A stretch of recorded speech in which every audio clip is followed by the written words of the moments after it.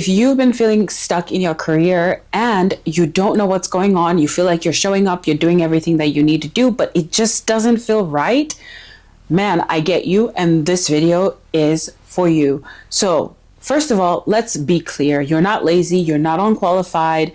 You might just be in a space of time where you need a little bit of help, you need a little bit of support and strategic push in a certain direction. And that's what I'm here for, and that's what I'm here to do for you today. So if you would like to know more, keep watching this video, and we're going to talk about some very practical steps on how you can get unstuck in your career. Mama said, baby, don't rush what's yours.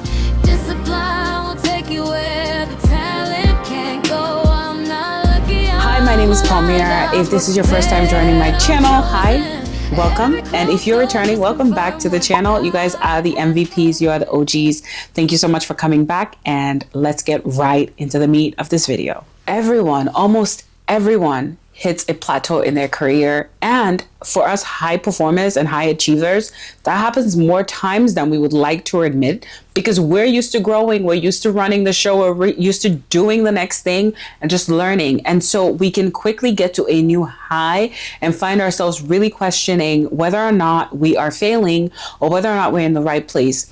So before you start to make any massive changes or feel stuck and feel like you're behind, let's talk about some very practical steps that I'm going to show you that I've used in my own career when I felt stuck, to make you kind of have some time to get unstuck, to look at what your options are before you go and make a completely different choice. Okay? So first off, let's start with point number one. Number one is to get a career coach, okay? So I know sometimes that can be intimidating. You feel like, oh, now you have to go find somebody who is going to be telling you what to do, and so on. And that's the main thing. It's wrong. A career coach is not here to tell you what to do.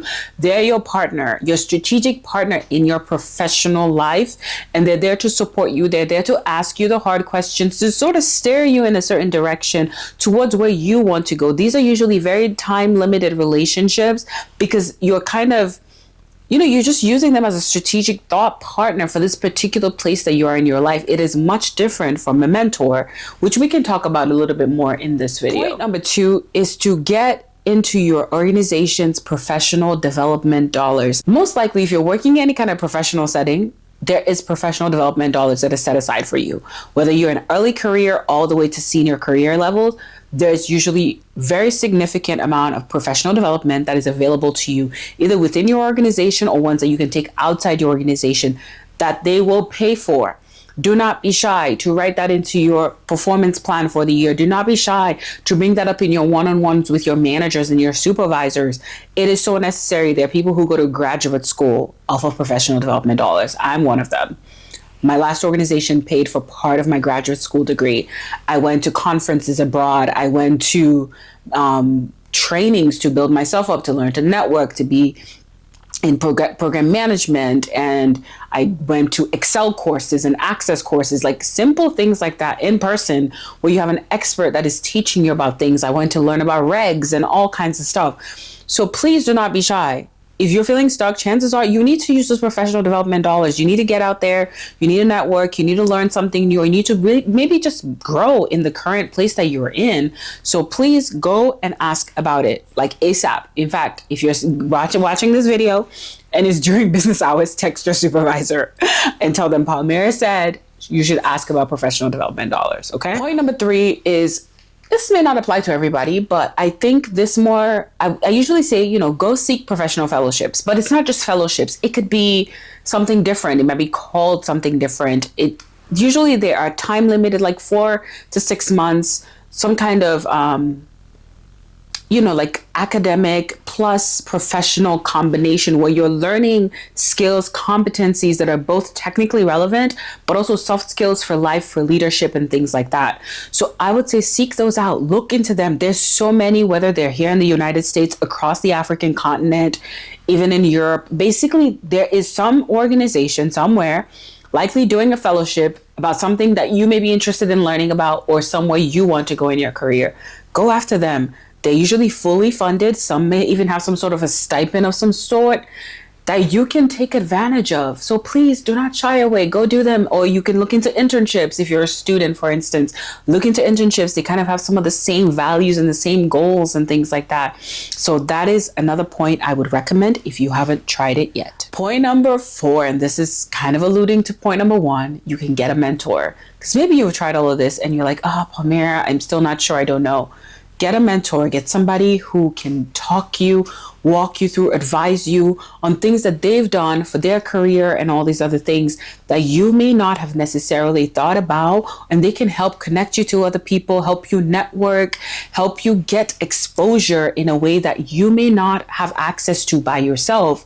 So a mentor is so relevant. I think you need to think strategically, pick the person in a very strategic way. It doesn't need to be the person you're most familiar with. Frankly, you probably should find somebody you're not familiar with, somebody who's going to tell you the truth, somebody who has a very objective view of your career trajectory and what your skills and competencies are, but also somebody who's going to push you, who's going to drive you towards the things that you say that you want to do.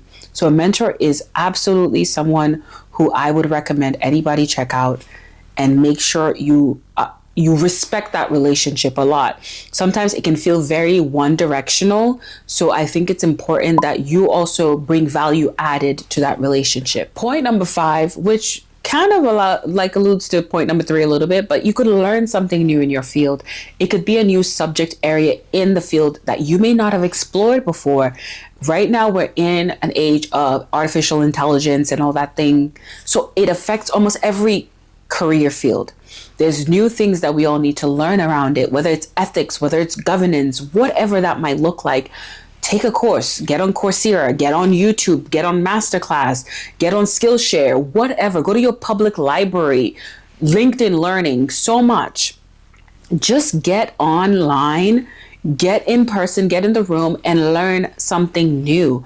It could help boost your career. It can also help you position yourself in a way where you're ready for the next step. You're ready for the next trajectory. Because we're in a world that is changing and changing fast.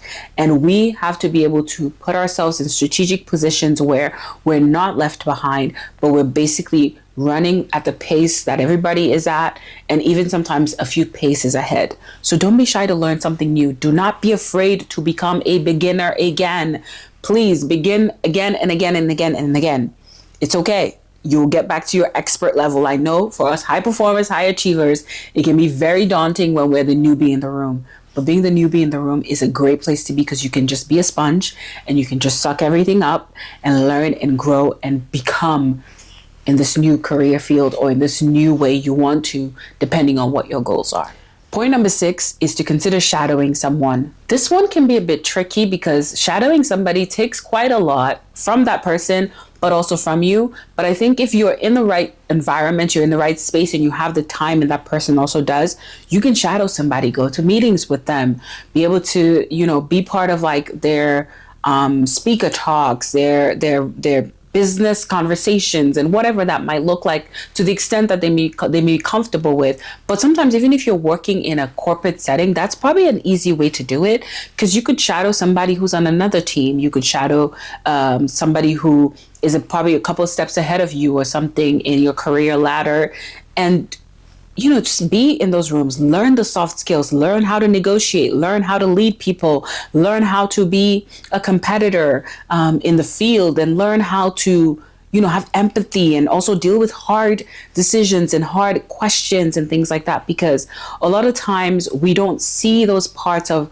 what leadership looks like for our supervisors or our managers, because we're not in those rooms. But if that's something you're walking towards, something you're working your life towards, I think definitely having that conversation and having to shadow somebody could be invaluable, and also would really open your eyes to a new place and a new step where you have a little bit more vision for your life. And let's say you've done all of this and you're like, okay, I've done all of this, nothing is shaking, I still feel stuck.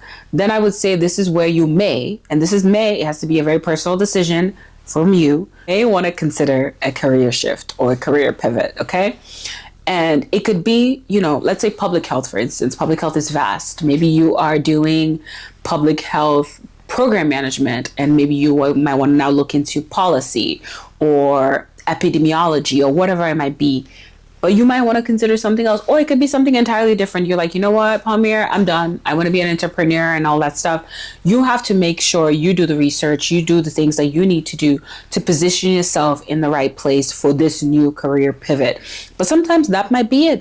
It might be that you no longer need to be where you are, and you have new goals and you have new dreams, and maybe that's what you need to be doing. But that question in particular is one that only you can answer, but it is on the table. You can pivot. We have life, we have breath, so you can pivot as much as you want to. So that's where we're going to leave the points or the pointers for this video. But I just want to encourage you, if you're feeling like, man, this is a lot, is to understand that careers are not linear. They're never linear. There's mountaintops and there's valleys. You go through different phases where you feel like you're excelling. You have phases where you might feel like you're not excelling so well, and that's okay. That is why it is a career. It is prolonged. We can change, we can grow, we can become different, we can learn something different, we can try new things. So don't feel like you have to stay stuck in any particular way or in this particular career that you're in. You have the leeway to try new things and to be in new positions and to learn new things. Like I said before, do not be afraid to be a beginner again.